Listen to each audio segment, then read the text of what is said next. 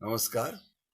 नामदेवरायांनी कीर्तनाचा पाय एवढा मजबूत केला, की इथून पंजाबपर्यंत त्यांनी सर्व आपली धर्माची पताका फडकवली आणि सर्वांना ओरडून सांगितलं, की बाबा परमेश्वराचं चिंतन करा, परमेश्वराचं नामस्मरण करा. या कीर्तनामधनं संदेश दिले.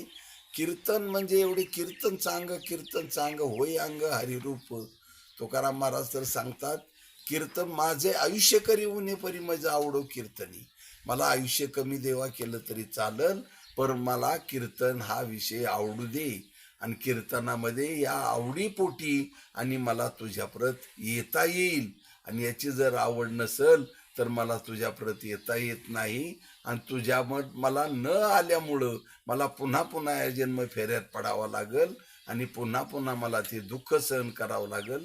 ते माझी करायची ताकद नाही. म्हणून मी तुझ्याप्रत येतो आहे का, कारण याच जन्मी मुक्त व्हायचं आहे. रामकृष्ण हरी.